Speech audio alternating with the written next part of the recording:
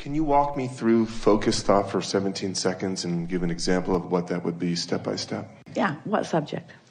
The subject of manifesting a lot of money. All right, now there's some things to take into consideration because there are a lot of clogged pipes on that subject. So there already is quite a bit of momentum on that subject.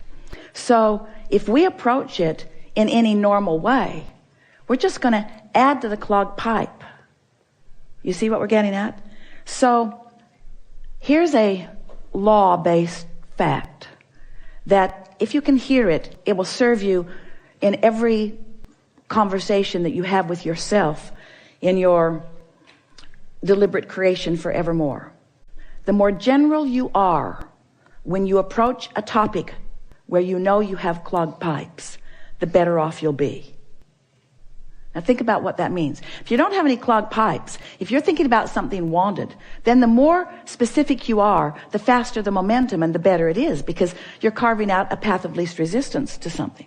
But when you're thinking about something unwanted and adding to what you do not want, then the less specific you are, the better off you'll be. Does that make sense to you? So you start. What's the goal here? To find the first pure thought about abundance. A pure thought about abundance. So just reach for a pure thought about abundance, which means try not to have it have any relationship to you. If you're not feeling abundant, then be good to leave you out of the equation for just a little bit. So let's just talk purely about the idea of abundance. Abundance. The idea of abundance makes me feel free. All right. I would like the idea of abundance to make me feel free. Now, you don't feel free with the idea of abundance yet. So you just said something you don't mean. And this is something, now friends, we said we're going to really be fine-tuning here. So hear this statement. When you say something you don't mean, law of attraction hears what you do mean. Ooh. So you poked at it with a stick and didn't get the results that you wanted. See what we're getting at? So let's, rather than talking about abundance and money, let's talk about abundance. Abundance of clarity, abundance of sunshine, abundance of ocean. Are those easier for you to feel abundance about? Definitely. All right, so with the idea of fewer clogged pipes and just more free-flowing thought, give us some statements about that kind of abundance. The sun beating down on me makes me feel energetic, inspired. Lots of sun abundance, isn't there? I never wake up and wonder, well, wait. Esther couldn't find the ocean for 3 days last week. So that statement was not exactly accurate. Whether I can see the sun or not, I know it's out there. Whether I can see it clearly or not, I know it's there. That statement feels pretty good, doesn't it? I know it's there. I really never worry about the sun not being there. There are aspects of well-being and abundance that I just take for granted. My belief is never challenged about it. I just know that there is abundance around me. Yeah. So what other kind of abundance comes easily to you? Abundance of music comes very easy. Talk to us about that a little bit, generally. I hear music throughout my day. Yeah. Stay in that feeling for a little bit and become more specific if you want to. Since there's no resistance on that topic, then as you become more specific, you carve out a greater path of less resistance. So carve that out a little bit. Songs just come to me, and I don't know where they come from, but they come and it sounds good, and I'm open to receiving these musical messages. I have no idea where they come from, but so I accept that from the unseen, abundance flows to me in this form. And so it is logical to me that from the unseen, that all nature of abundance will flow to me. And that in the same way that I can be in a vibrational place of just allowing that to happen, I can be in a vibrational place of allowing more abundance on more subjects to happen. Feel how free-flowing that is? In other words, no resistance. Those statements were easy to make and felt good as you make them. Now, that may be all the work that you need to do for one conversation that you're having with yourself. And you can tell that you've done good work because you have contemplated a subject and you felt good while you contemplated it. So we're going to make a statement to you, really to all of you. This is another refined point, very fine-tuning, deliberate creators that we are visiting with here today.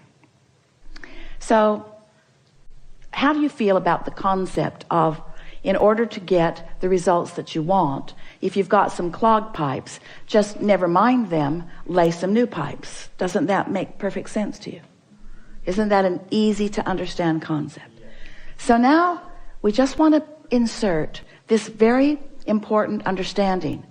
When you're standing in the middle of clogged pipes, and you know you are because you feel uncomfortable, that's not the time to try to lay new pipes, because all you do is increase the clogging of the pipes that already exist. So here's a statement that we want you to remember. We want you to somehow, some way, and we'll talk more about that as we're moving forward, somehow, some way, get on this high-flying disc. It usually happens first thing in the morning, before things have come to thwart it.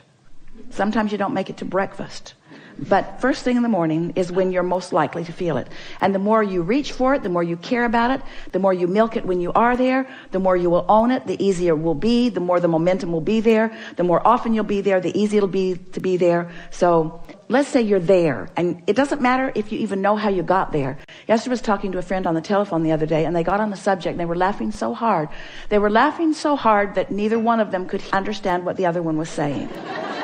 What? I can't understand you. What? I can't understand you. And so Esther has decided that she never needs to meditate again. She'll just remember that conversation, and she goes right to that high-flying disc. In other words, when you get hold of something that feels like that, just milk it and milk it and milk it and milk it and milk it, and use it for your reason for feeling the way that you're feeling. So here's the statement. We've been teasing you about it. It's time to deliver it to you. Do all of your laying of new pipes from your high-flying disc. All of them from your high-flying disc. So the other day, after laughing and laughing and laughing and laughing and laughing with this friend, Esther replayed that conversation over and over and over and over and over and over and over and over and over in her mind all day long. We'll tell you what they were laughing about. We warn you, you kind of had to be there.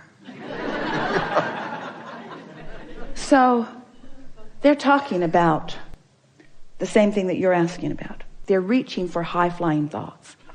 And Esther is saying, I've discovered that the more general I am, the easier it is to stay there.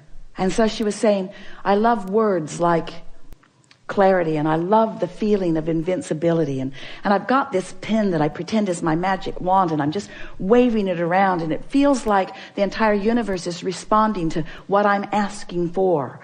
And all I want to do is think about these things and talk about these things. Esther said, I'm afraid I'm becoming like a vibrational snob. Because I'm not willing to go to other less good feeling places.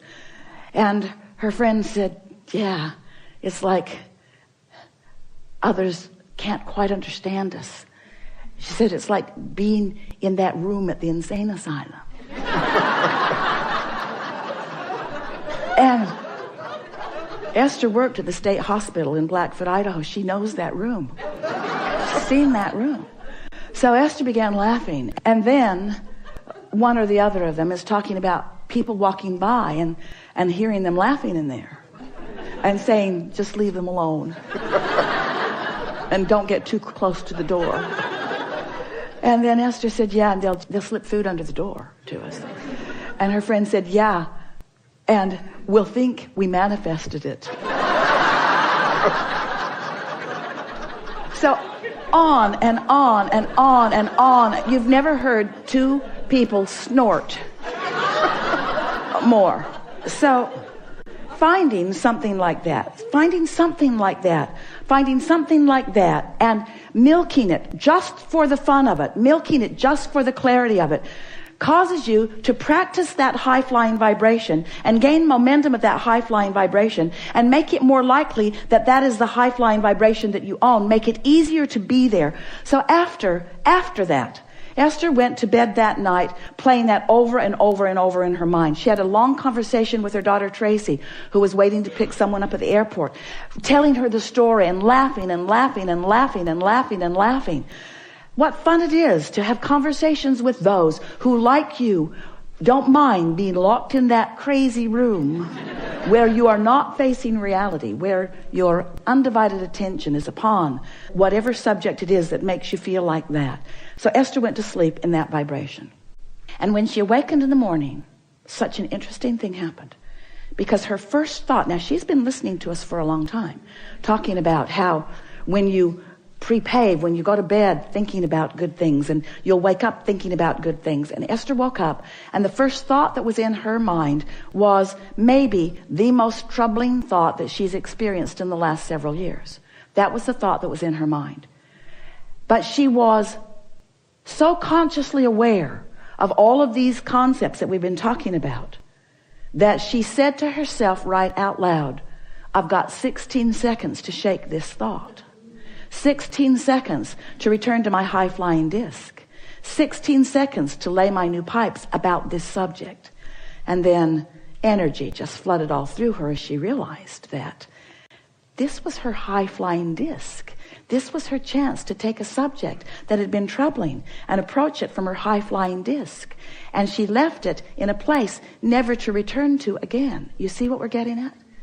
This is the way that you find clarity. This is the way you find abundance. You wait until you're in that feeling of high-flying abundance, and then you can approach the subject that's a little more troubling if you want to, understanding that it's risky, but it's only 16 seconds of risky, right?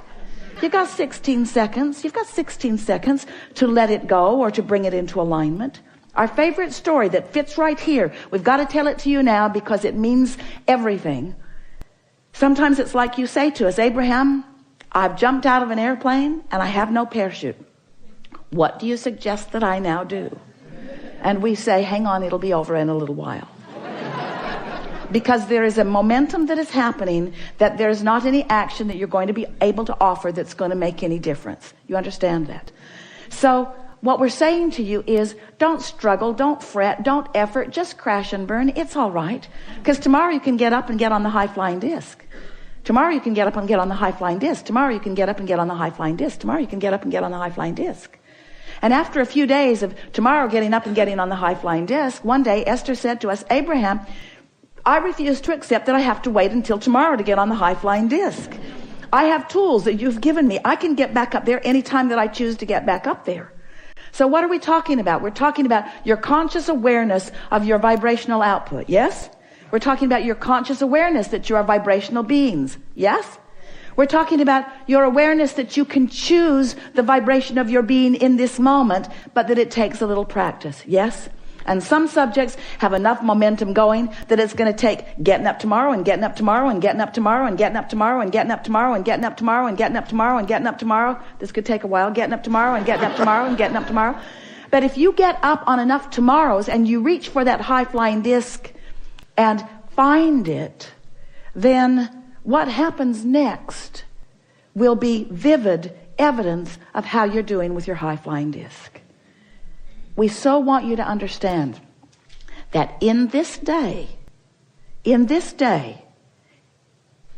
evidence of what disc you're on is going to be all around you. Esther said the other day, the people around me are making me believe that I might be on the Henri disc. She resented them, but she had to accept she had rendezvoused there with them. You pick the disc, and you'll rendezvous with others who have picked the disc, you see. And sometimes, if you don't realize that you're on it till you're on it, there's enough momentum going that it's hard to get off of it. But that's the work. So here's the rule of thumb that we would follow if we were standing in your physical shoes. The better we feel, the more we would milk it. The worse we feel, the more we would try to ignore it. That's what Jesus meant when he said, turn the other cheek. Choose your vibration and give it your undivided attention if it feels good. And give it as little attention as you can if it doesn't feel good.